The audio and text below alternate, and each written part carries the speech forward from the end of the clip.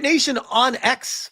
Capcom president blames PS5 for Monster Hunter Wild sales.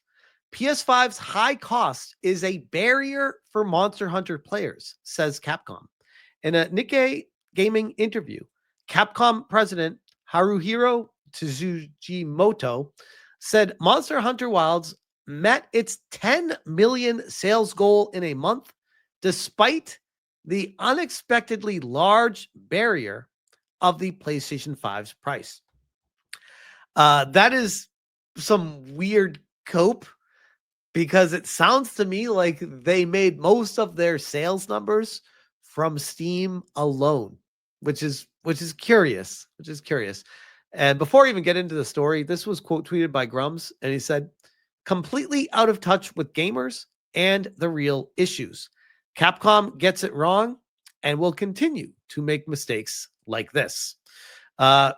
Which I don't necessarily know if I blame Capcom for this, but it sounds to me like their expectations should have just expected the game to sell more on PC.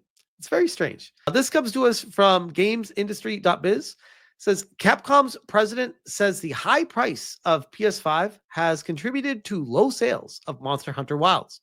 Cost of console combined with subscriptions and software is not an amount that can easily be reached, especially for younger generations. I think this brings up a fantastic point. That's something that Sony has been so greedy with everything that's been happening, and their old sales model was working really well for so long that it almost feels like they're sticking with like the old school Kodak or Polaroid. Like they don't want to change with technology in the direction of where it's going. People don't want to pay for a monthly online service just to use an online network. That may have worked for a while, but now with the rise of PC and the mainstream going more and more to PC gaming, along with the cost of consoles reaching the lower tier of what PCs actually cost, the gap has closed so much that you could argue there is no reason to get a console ever, except for Nintendo if you want exclusives from Nintendo. Like, sure, you could say, oh, Sony has some exclusives or Xbox has exclusives, but eventually those typically go to PC or multi-platform. Nintendo is the only one that really doesn't do that. So I ask again, why would anyone buy a PlayStation 5 or the PlayStation 6 down the road or whatever the Xbox next is going to be? Why would you do that instead of just upgrading whatever you have as a PC or buying a new PC instead of a console? We're talking the gap of a few $100s for the grand scheme of a computer that can do way more and be way better than something that's just stuck in the living room. And people say, oh, I like to play my games on the TV screen. I don't want to play them on my computer. You can get an HDMI cord, get a splitter, get the Steam, Steam TV, whatever the Steam, I have the Steam thing. It's not a Steam Deck, the Steam TV thing, where you can just broadcast it to your TV. So there's a lot of reasons that a PC can do what a console can do. So I don't necessarily disagree with this take here. Capcom president Haruhiro Tsujimoto has attributed the high price of the PlayStation 5 as a reason for low sales of Monster Hunter Wilds. During an interview with Nikkei Gaming, translating by Reset Era, Tsujimoto discussed the immediate success of the title, which sold 8 million copies in 3 days, making it the fastest selling title in Capcom's history. That is fucking insane. 8 million copies of any game in 3 days is insane. Selling 1 million copies in 3 days is impressive.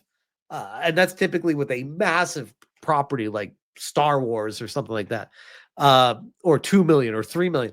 8 million is insane.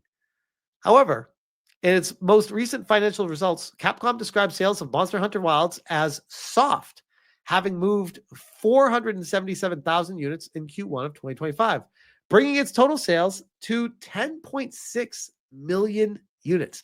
That's crazy. That's a hell of a drop off. I think a lot of it also has to do with the negative feedback on PC specifically, where people are saying it wasn't processing well, or there was a lot of hiccups with the graphic and issues and hopping around. I did not have any issues when I played it, but other people said they had plenty of issues. So case by case.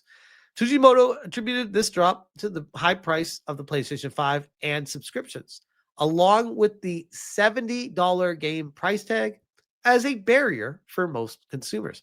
Well, that's something that Capcom could change. They don't No one's forcing Capcom to make the game $70. That's on Capcom. If they want to go lower than that, I don't see why they couldn't. It's not like Sony's like putting a gun to their head saying, "Oh, you have to." Every AAA game has to be $70. Like, no, it doesn't. I think they limit on the higher end what they're allowed to be, but I believe you're allowed to just go lower if you want. The console costs about 80,000 yen, which is $538 USD. He noted, when you factor in the cost of software and monthly subscriptions, it comes to about 100,000 yen, $672 at the time of purchase. That's you're getting close to a PC at that point. This is not an amount that can be easily reached, especially for younger generations. This situation is not limited to Japan, but is similar overseas as well. Capcom's president said it is currently formulating a strategy to boost sales of Monster Hunter Wilds throughout the rest of the year. I can tell them how to do that. Lower the price of it on Steam. Focus your energy on Steam. Sell more games on Steam. There you go. Problem solved. Elsewhere in the interview, Tsujimoto also highlighted the success of the Switch 2 and its price tag of 48,980 yen, just $329. The response was better than we had expected, he said. Well, to be fair, the Switch 2 is a lot cheaper in Japan than it is in the US. While prices vary by country, this reaffirmed the high level of cost consciousness among ordinary customers.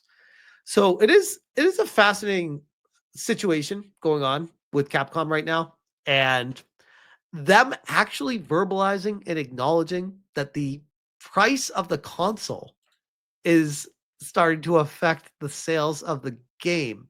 And when that starts to happen, you got to wonder if there's going to be more conversations about the prices of things just being too damn high. This is the Steam charts for Monster Hunter Wilds, and there has been a gargantuan drop off.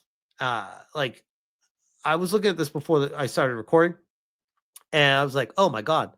So the all time, they had concurrent 1.38 million concurrent players. And after the initial launch and I guess the rush of people playing it, and then it got poor feedback with the performance on PC, and then they had an update, and then people kind of just got done playing or played other games. A lot of games came out this year, by the way. That's another thing. This is something I spoke to in a previous video as well.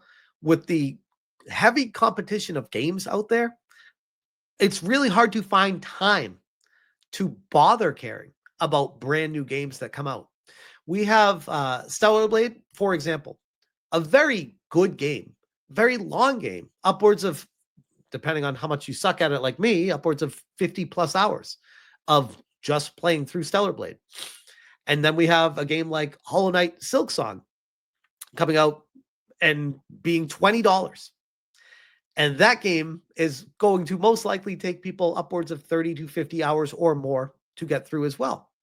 And then you have to wonder, why would people continue to keep buying full price games? Look at like Expedition 33, $50 for that one. And that's what, 35 hours for that, 40 hours for that one. The problem is there are so many great games coming out, and all these great games are taking an extraordinarily long amount of time to get through. And the people that can afford them and play them and have the time to actually play them can only afford maybe a max of 2 hours a day. And that's a lot, by the way. I know there's a lot of people that watch my videos that are like hardcore gamers.